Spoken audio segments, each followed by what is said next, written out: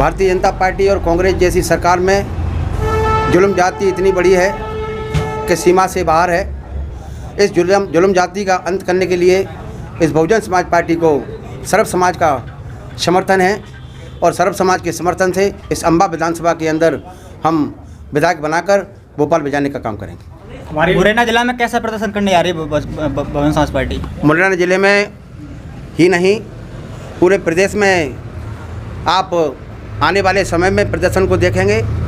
और प्रदर्शन की बात करूं मैं तो इधर आप लोग के संज्ञान में ये बात होगी कि इधर कांग्रेस और भारतीय जनता पार्टी के पास में बहुजन समाज पार्टी के जैसे ही उम्मीदवारों की घोषणा होती है, प्रत्याशी घोषित होते हैं, तो कांग्रेस पार्टी को इधर पूरे मुरैना ज़िले के अंदर में प्रत्याशी नज़र नहीं आते हैं। बड़ी मुश्किल से इधर कांग्रेस के प्रत्याशी खड़ा करने का कांग्रेस काम कर रही है। और भारतीय जनता पार्टी तो ऐसी कमज़ोर पार्टी मुझे लगता है इधर दिख रही है कि इधर जो क्षेत्र के क्षेत्रीय नेता जो काम करते हैं उन पर न भरोसा करते हुए इस देश के सर्वोच्च संसद में रहने वाले केंद्र के कृषि मंत्री आदरणीय नरेंद्र सिंह तोमर जी को इधर दिमनी में उतारने का काम कर रहे हैं। तो इस बात से आप अच्छी तरह से जानते हैं कि भारतीय जनता पार्टी और कांग्रेस के पैर लड़खड़ा चुके हैं। बहुजन समाज पार्टी इस प्रदेश में सरकार बनाने का काम करेगी।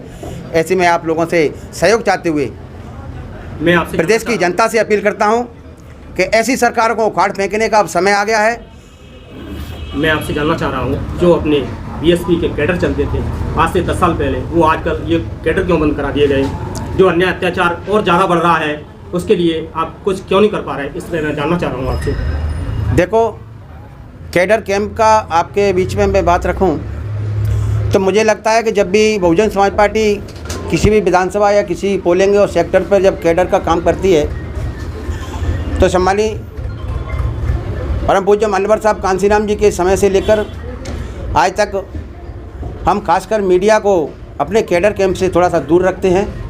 इसलिए हो सकता है कि आप लोगों को उस कैडर कैंपों में जाने का मौका नहीं मिला होगा, इसलिए आप समझ रहे हैं कैडर बंद है। पूरे मध्य प्रदेश के अंदर नहीं, पूरे देश के अंदर बहुजन समाज इन कैडरों के माध्यम से ही आज राष्ट्रीय पार्टी है और बहुजन समाज पूरे देश में कैडर लेने का काम करती है, अपने कार्यकर्ताओं को मजबूत बनाकर इस देश की राजनीति में और चुनाव में उतरने का काम करती है। पहले आज से 10 साल पहले जो खंजरी वाले गाँव जाके बीएसपी का कार्यक्रमों को संबोधन करते थे और समझाते थे, उस माध्यम को बंद क्यों करा दिया गया?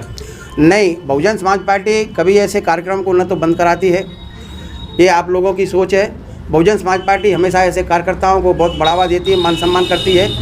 जब खंजरी और गाय के माध्यम से इस बहुजन मूवमेंट को चलाने के लिए आपको पता होगा कि उत्तर प्रदेश या प्रदेश में जब बहुजन समाज पार्टी की सरकार बनी, आदरणीय बहन कुमारी मायावती जी बनी, तो हमारे एक गायकार बाबरा करके नाम के थे, तो उनको आदरणीय बहन कुमारी मायावती जी ने मंत्री का दर्जा देकर उन्होंने उत्तर प्रदेश सरकार में मंत्री बनाने का काम किया। मैं आपसे एक चीज़ और जानना चाहता हूँ, जब बहन जी की सरकार थी तब उन्होंने क्रीमी लेयर पर बात की थी कि जो जितना पैसे वाला हो गया उसको हटा दिया जाए, दूसरे को ला दिया जाए। वो बात कांग्रेस और बीजेपी ने अपनी पकड़ ली है, उस पर काम कर रहे हैं वो लोग। ये बात पर आप बताएं।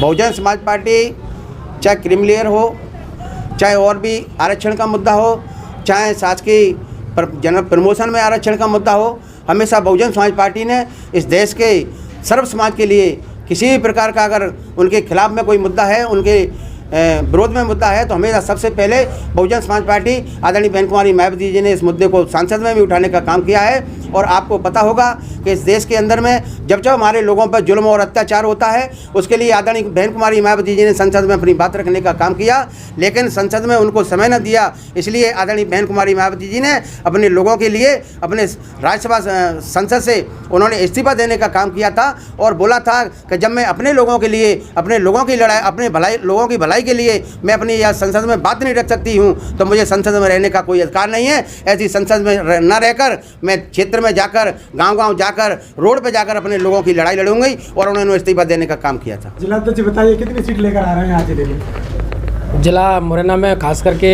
रिकॉर्ड तोड़ जीत होगी। जिस प्रकार से आप लोग देख रहे हैं माहौल है जिला मुरैना में, केंद्रीय मंत्री सरी के यहाँ चुनाव लड़ने के लिए यहाँ उपस्थित हो रहे हैं, तो कहीं ना कहीं आप दिमनी उठा के देख लीजिए, अम्बा उठा के देख लीजिए, सबलगढ़ और ज्वारा 4 सीटों पर हमने टिकट फाइनल की है और चारों सीटों पर जहाँ भी अपनी फाइट होगी, किसी भी पार्टी की फाइट होगी, खास करके फाइट हो रही तो भारतीय जनता पार्टी और बहुजन समाज पार्टी की फाइट हो रही है। आप दिमनी में देखिए केंद्रीय मंत्री और बलवी डंडोतिया जी के बीच में फाइट होगी, आप जोरा में चले जाइए, आप सौड़ा में चले जाइए। कांग्रेस यहाँ थर्ड फ्रंट में के रूप में रहने वाली है और इस बार मुरैना में अच्छा रिकॉर्ड रहेगा, अपना अच्छे एमएलए बन करके जाएंगे और खास करके मध्य प्रदेश में किंग मेकर की भूमिका में बहुजन समाज पार्टी रहेगी। बसपा अगर सत्ता में आती है तो किन किन मुद्दों पर कार्य करेगी? देखिए, बसपा जब सत्ता में उत्तर प्रदेश में भी आई थी तो जो SC ST OBC और ख़ास करके अल्पसंख्यक समाज के और सर्व समाज के जो गरीब भाई हैं, उन सभी समाज को लेकर के बसपा सत्ता में आई और जब सर्व समाज के जो गरीब